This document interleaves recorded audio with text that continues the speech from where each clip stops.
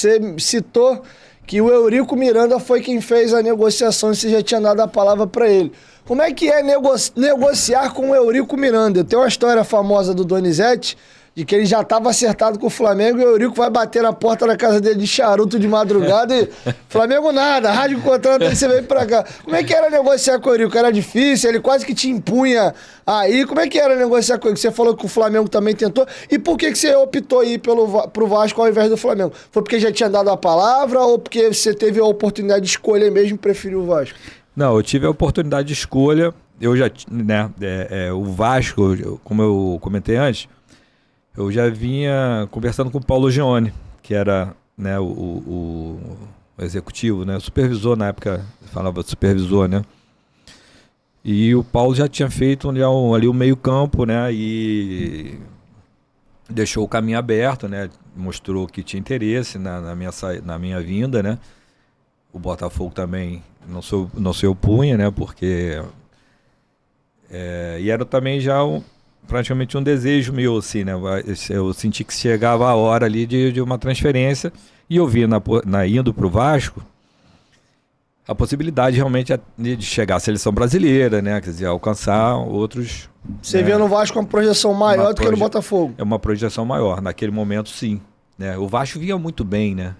O Vasco vinha conquistando vários títulos, né? Tinha um super time, né? O Bismarck, Bebeto, ali o Zé do Carmo ainda estava, né? Eu entrei justamente ali naquele meio campo ali, na saída acho que do Boiadeiro, né? O Boiadeiro sai em 89 no 89, 90 ali, né? E o Mazinho, né? O Vasco tinha um super time, né? E eu, como eu coloquei antes, né? Eu vi essa maneira, tudo da história do Vasco me envolvia muito, apesar de ter aquela bronca lá de garoto, né? Da infância, né? Pô, caramba, tá 2-0, tá 1-0, o Vasco, ela pumba e virava. E aquilo ali, mas depois, profissionalmente, você vai enxergando de outra maneira e vai vendo também toda essa história aí, né? De como o Vasco, né, foi construído, né? Como o Vasco levantou as bandeiras, né? Que a gente já conhece aqui, né? A gente vem falando isso direto, né? São Januário.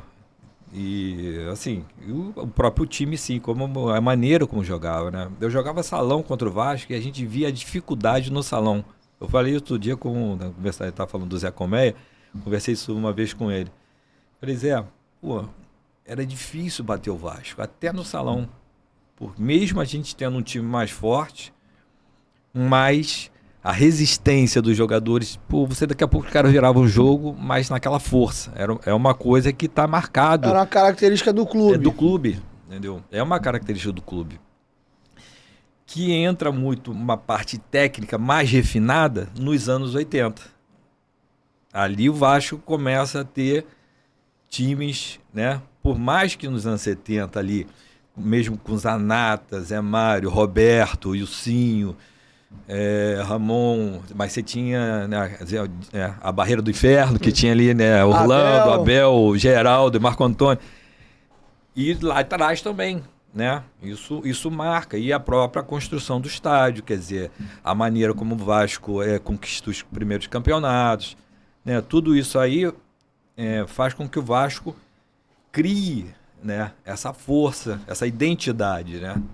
Então, por isso a gente sofreu bastante, né? Agora deu uma aliviada, mas vinha sofrendo muito com essa situação. Pô, o Vasco não pode estar nessa situação. A gente nunca imaginava, né? A gente que viveu ali esse período de 90, né? As conquistas, né? De Libertadores, né? Até 2000 ali direto.